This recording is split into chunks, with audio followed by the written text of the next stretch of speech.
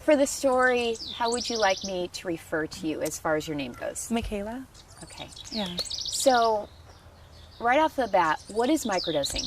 So microdosing is ingesting psilocybin mushrooms, magic mushrooms, in really sub-perceptual doses. So a dose that would give you like a classic psychedelic effect would be anywhere between a gram to 5, 6, 7 grams.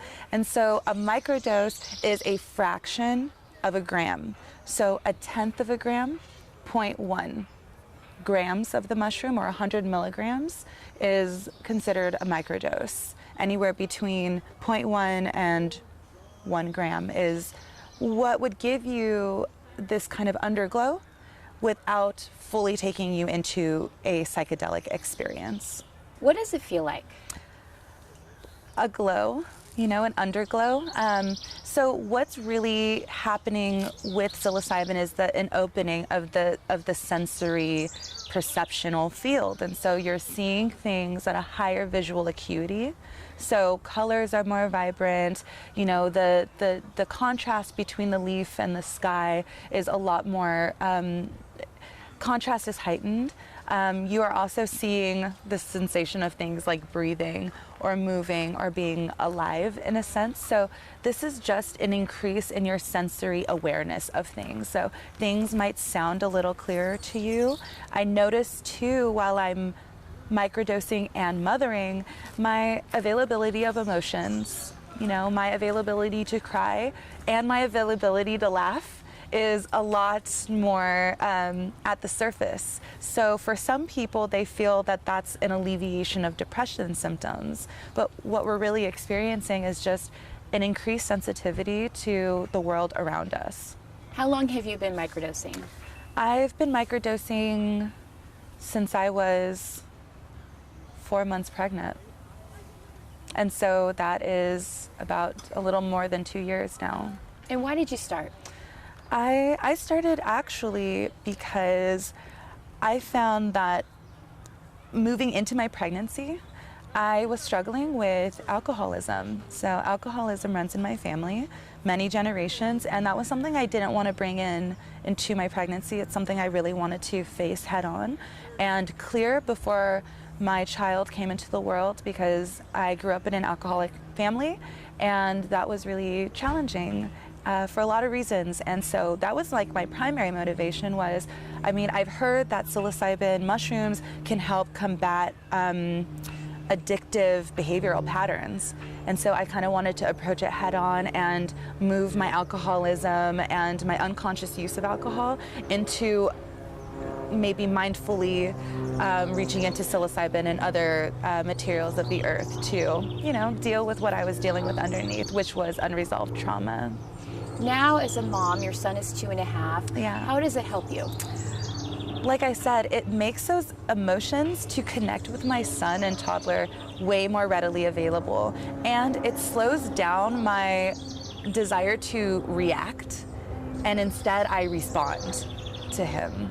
It really slows down and helps me get on floor level with him and understand and might be able to see how he's feeling things from his perspective, as opposed to just my perspective and my view of the way that he's acting. Him throwing things on the floor and him tossing the laundry around is not about him being mischievous. It's about him discovering his world, and I can respond to him in a better way. So it slows everything down. It gets me to actually want to sing the Pixar songs with him, and it helps me connect to my inner child. And I definitely had a lot of depression and anxiety before as a young person, and having a child and becoming pregnant and going through the birth experience can intensify those feelings. And so even after he was born, I felt that kind of postpartum depression start to creep in, and so it totally changed the game for me. I felt like I was not a victim of the circumstance of motherhood, but instead could have a good deal of agency and pave a way for my family that was a happy one, and one that was rooted in connection and not, I just want him to be in daycare because I don't want to be a mom anymore. How often do you do it? Oh, Well, when I was pregnant, I wanted to do it every time I felt like I wanted to have a drink. That was kind of the alternative, because like I said, I was dealing with these feelings of I wanted to reach for alcohol, right? And not just because I was sad, but because that's what we do socially. You know, like I'm at a music event. Music is a big part of my life. So I would go to a concert pre-COVID, like you could go to concerts and, you know, everyone's drinking. And that is the social lubricant. And so instead of that, I chose to microdose instead. And that actually surprisingly altered the spaces I wanted to be in, because, oh wow, maybe a loud, crowded room was actually not where I wanted to be, but the alcohol made me numb to the sensations of the space that made me feel uncomfortable. So going out to concerts actually changed. I actually wanted to maybe go to the beach instead or go on a hike instead. And actually, because my sensory awareness was so heightened, it changed the shape of how I even wanted to socialize in the world. So I was dosing maybe once a week at that time. And then as I got into the postpartum period, I realized maybe I needed a little bit more support. So some of the protocols I followed was like 1 day of dosing, and then the next day I wouldn't. And then I would go every other day. And I noticed as my symptoms started to improve and like these feelings of like helplessness started to change, I actually needed it less and less. And I now take longer gaps in between my usage because the effects are semi-permanent. Like I feel like I don't need it as much anymore. As you know, being pregnant, there's so many rules, Yes. or so-called rules with what you can eat, what you can Totally. drink, what you can't eat, what you can't drink. Were those concerns for you when you started microdosing while pregnant? So I think that's a great question because there is so much stigma placed on moms about anything they choose to do, even listening to like certain kinds of music while you're pregnant, right? That'll hurt the baby. Like you can't even pick up something like that'll hurt the baby. So, you know, of course I was facing that. I was also facing it within my own family. I have a partner.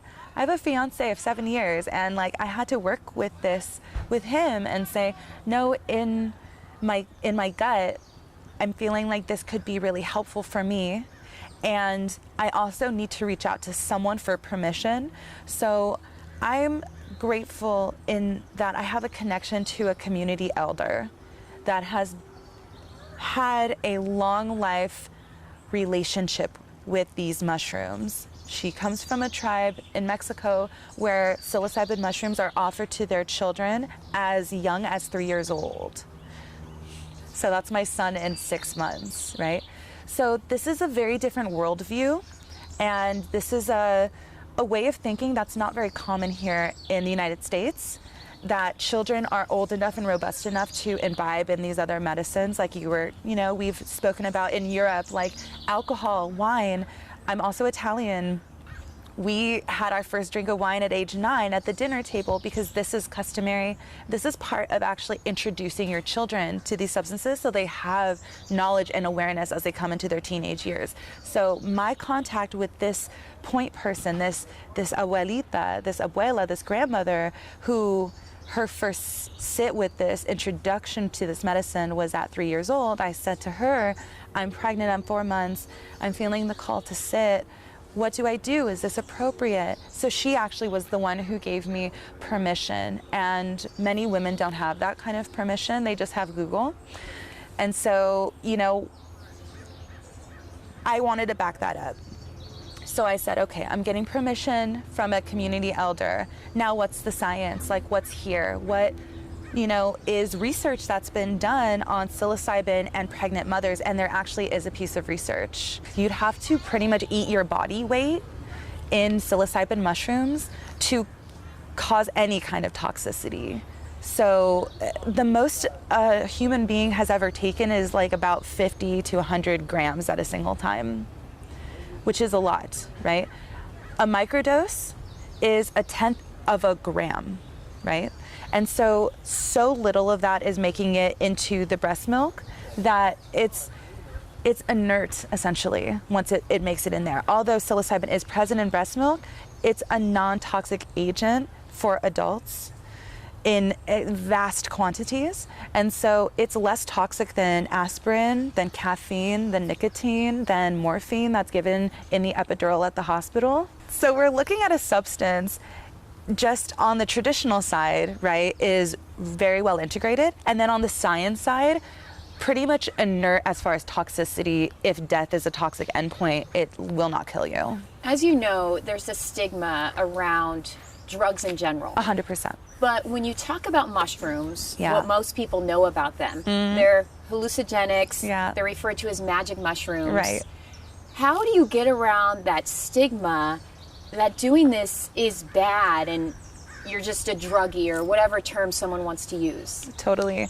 And I think that those feelings of being a druggie or a junkie is very much perpetuated by like the propaganda during the drug war. And also very much like the hippie revolution, like drop out, tune in, go live in a school bus or whatever. And like that's very much not what's happening among microdosing mothers. I'm seeing microdosing mothers be very involved in their communities, very much involved in their families. And what's leading people to want to dose is actually the desire to be more present in their life. And I think that totally redefines what we think about as a drug user. They're characterized by this desire to escape, and yet how I get around it, I see the mothers in the community, I see myself very much present in my family, and I see that reflected in how my mom views me as a mom. She's like, you're doing a great job. I see other people like, you're doing great, keep it up, what are you doing? And I'm like, I'm microdosing. I'm seeking out these medicines of the earth that are very supportive for mothers. And so I'm at the farmer's market with my son. We're buying this amazing produce, and we're sitting in a lot of abundance, and we're walking around and he's playing with kids, and I'm there and I just took my dose, and I'm functioning, and I drove us there, and I'm communicating with other parents, and I'm watching him, and I'm watching other families drink booze, right? I'm seeing moms have a beer, I'm seeing dads have a glass of wine, and the question to me is like, what makes us so different? We're just being here for our family in the ways that we know how, and in ways that somehow make us a better person or can help us be better people. So I feel like the stigma is so concentrated in the mind because of propaganda and not the reality. The reality is very, very different. But the reality is what you're doing is illegal. Yeah. On its path to decriminalization. So what I will say is legalization and criminality is a very fluid thing. It's something that's ever evolving as research, right? As testimony, as these experiences and stories come forward. And so even in different pockets within California, psilocybin mushrooms, magic mushrooms, and some of these other plant medicines like ayahuasca, and not always peyote because of conservation issues, they're becoming decriminalized in different regions. So in Santa Cruz, they're decriminalized. In Oakland, they're decriminalized. So I'm going to a local cafe in Oakland, and on the table is a bar of chocolate that's got mushrooms in it, and no one's no one's blinking, an eye about it, because it's so normalized in that community to have access and to openly talk about it. So I feel like here in San Diego and in other parts of California and in other parts of the nation, we're just slow to accept, and we are coming into that the same way that we came into cannabis. However, many of us in the movement would not like to see legalization. We'd like to see decriminalization, and there is a difference. Okay, so tell me about the difference and also what it is that you're doing, because obviously you're open to speaking about this, you go on your social media, you're open to sharing your stories. There's an end in sight for you as far as decriminalizing what you're doing. Totally. For others. It's so necessary for some of us to be out and forward, because we need to move the needle. We need to help give permission to other mothers. We need to give permission to fathers and other families, and family units, that they don't have to suffer, that there are treatments, right, that come from the soil that can help alleviate symptoms of depression and anxiety better than SSRIs or any pharmaceuticals without the side effects. And because it comes from nature, right, there's every reason why this should be integrated into our society. This medicine got lumped in and criminalized as part of a movement as part of a government-sanctioned mass incarceration initiative.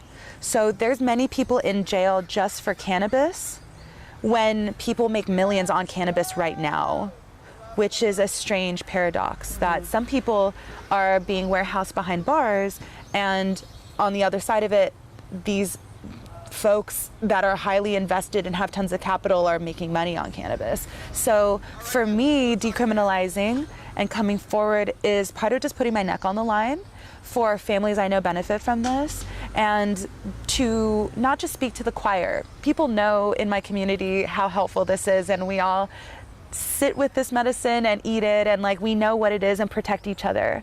But having the opportunity to tell like the public that this is not a dangerous molecule, that this is a molecule that's very helpful, is like reaching an audience that it's such an honor. It's such an important thing to get the person at home who's just heard about this to know that normal people, you know, just like a mother, just like the person who's working at the supermarket, or even like the kindergarten teacher. Are more people doing this than the general public would assume? In our neck of the woods, everybody is sitting with this mushroom. Everyone has a relationship. And that just might be indicative of who I'm spending time with. So more people than you could possibly imagine have an in the closet relationship with mushrooms. And would it be people you don't expect? And when I say this, I think yes, people in society can look at someone yeah, and assume that person uses marijuana, or right, that person does this, or that person does this. Would you say that these stigmas are, there is no stigma when it comes to mushrooms? In other words, you know, the CEO that goes to work in her suit versus the stay-at-home mom that's in her sweats and lighting incense, are they both doing mushrooms? 100%. It's ubiquitous, so it's amazing, like the variety of people who have their lives touched by mushrooms is as vast as the people on the globe. I mean, like you said, like the microdosing CEO of Silicon Valley has a relationship with mushrooms, and the sweatpants mom at the park has a relationship with mushrooms, and the kindergarten teacher who's teaching your children have a relationship with mushrooms, and the head of your local hospital. You know, these are actually people that I know for a fact because I know them, they are my friends. These are the positions in our community that they hold, and they have a relationship with mushrooms. So you know exactly what I mean when I talk about the different types of people. It's what we as society will stigmatize different people based on how they look or how they dress or what their job is. Totally. Are you microdosing right now? I'm not on a dose right now today, but I microdosed yesterday. Okay. And this term microdosing, it's kind of this ongoing relationship, you know, having a relationship with mushrooms, or like eating the mushroom, or having a relationship, right? Microdosing is just one way that you can approach the mushroom. So it just means taking a small dose of it. A lot of people are on specific protocols where they do 1 day on, 2 days off. This is called the James Fadiman protocol. There's also a Paul Stamets protocol that looks different. There's 1 day on, 1 day off. That's a Microdosing Institute protocol. So there's all these different protocols. But for some of us, we take a more like intuitive approach. Where like, I could use a boost today, you know, or I've been in a rut. You know, I want to kind of go into myself and discover what's there, and maybe do some journaling or go out hiking with our child and get an answer, or to be revealed something, make a slight adjustment, and then we might not microdose again for like many weeks even. As a mom, or even as a person, yeah, where would you be without microdosing? Oh my gosh. I mean, without the mushroom in general, like before I met the mushroom and learned about microdosing and just learned about dosing in general, I was suicidal and an alcoholic. and I actually had like no sense of identity and purpose, and was very much involved in the overculture, or like what I was being told I should be like from magazines and social media even, you know. I was very much influenced by the world around me in this is how you need to be in order to be a happy person, and was seeking out my version of happiness in other people's versions of happiness. But when I found the mushroom and I found microdosing, and I just listened to and applied their original instructions, sometimes it'll just feel like an epiphany, or just like I feel like I already should have known that, but now I know it, and applied that into my life. I'm a vastly different person for the better. I had no idea that this level of happiness and contentment in life would be possible before I found the mushroom. And I was clinically depressed, seeing therapists, and no one knew how to help me. And the truth is, no one could. I had to help myself. Going back to the decriminalizing mushrooms, is there an active push in San Diego County right now? So thankfully, there's a great movement called Decriminalize Nature. And I think that's such a great name, because we forget that these drugs are not just drugs. Like, they're components of the natural world. Cannabis will grow wild. Mushrooms will pop up out of cow patties wild. And, you know, these are just things we run into in the world. And decriminalize nature means to make our relationship with the planet whole again. That there's some parts of nature that shouldn't be in our possession, and there's some that are okay to be. So in Southern California, Decriminalize Nature has worked on the city level, and so helps to give cities all the paperwork necessary in order to move a decriminalize initiative forward. So there's Decriminalize Nature in Santa Monica, and it looks like we're gonna maybe start one here in San Diego, and we'll see what it looks like. There's also another bill being pushed forward across the entire state of California called SB 519, and it is essentially a decriminalizing initiative as well, but it's on a state level. So that's huge. I mean, that would change the face of everything that we do. Mothers can feel safe. Families can feel safe knowing that them finding the mushrooms, encapsulating it themselves, or sharing it among each other is not a criminal offense, and that's really important. This should get decategorized. It shouldn't be a Schedule I drug. There's no reason that it should be. It's never killed anyone, actually. Do you feel safe talking to me, talking in front of our cameras about this? I wouldn't be here if I didn't feel safe, and at least I didn't feel like this was purposeful enough to go into an edge that felt even a little bit unsafe, right. You know, because it is really important. With the cannabis movement, that was, you know, cannabis moms, I think, actually started to turn the tide a little bit, as you said, like change the vision of who is smoking weed or who is eating edibles. And it like moved into domesticity. It moved into, no, it's everyone. And there's everything okay about having a relationship with cannabis, and like, look at where we are now. You can go to your local corner dispensary over 21 years old, and anyone can go get cannabis now.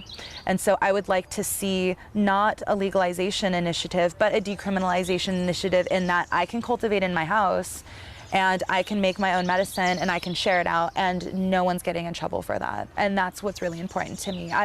We don't want big money interests like trying to take on psilocybin and sell it back to us at a premium. It's so easy to cultivate. It's so communal that I feel like that would really disrupt what's happening and the goodness of what's happening, which is everyone has access to mushrooms and no one is getting thrown into jail for it. Well, I have a feeling this won't be the last time we hear from you. I hope not. This is so important and it's so liberating, and I just want to say thank you for giving this story like the time and the reverence that it really deserves. Well, I want to thank you for your transparency, and I do want you to show me examples of the forms that microdosing comes in, or these mushrooms come in. Yeah. So, yeah, absolutely. So let me pull out some examples of these forms that they would come in. So this is actually pretty common. So your capsule, so you would put like a 0.1 to a 0.5 gram amount of mushrooms, and a lot of people are getting really smart with their microdosing, and they're adding other medicinal mushrooms like lion's mane, cordyceps, or chaga, or even other adaptogens like ashwagandha. This is called stacking. So you're going to take your microdose alongside these other really helpful nootropic mushrooms and adaptogenic plants to help increase the quality and the effect. So these capsules are really easy for most people. You could just throw them in your handbag. I literally just have them in my purse and, you know, take them as needed. The effects come on in about 45 minutes and they'll last for about 3 hours or so. And then that overall glow will kind of dissipate after that. Okay. So if not in the pill form, how else is it used? Yeah, so these are actually new. I'm really excited about gummies. So Psilocybin Gummies are actually becoming more and more popular, and gelatin and vegan versions are coming out. So there's a lot of great small businesses that are centered around psilocybin, magic mushroom making products, and so this is a newer version of microdosing that I've been seeing. So those products, there's an underground business essentially. You have to know where to go, who to call to get it, if you don't make it yourself. Yeah. Got it. And it's really lovely because they've found really smart and ingenious ways of getting around some of the legal strongholds right now, like selling NFTs, for example, and like cryptocurrency has been a really big way of how this commerce has been coming together. Really? Yeah. Oh, wow. And then chocolate, one of my favorites. So this is actually a chocolate that I make. This one doesn't have psilocybin in it, but it's just honey, ceremonial grade cacao, and lion's mane inside. Okay. And a teaspoon, depending on how much you would want to put in here. A teaspoon would be like 0.15 or 0.3 or something like that. So this is making medicine at home kind of thing. Like no one's gonna make medicine better than you for yourself, you know? You have your intentions, you have your, I'm praying for my family, or I would like to be more playful for my son. And so I'm weaving that in as I'm cooking my medicine. So chocolate, cacao is another really popular way that you'll find microdoses, and also larger doses too. Wow. Yeah. Well, it's also fascinating. Again, thank you for being willing to speak out about it. I don't have any other questions unless you do. So, yeah, that was great. Yeah, thank you. Thank you for opening our eyes to this whole new world. It's, is it even new?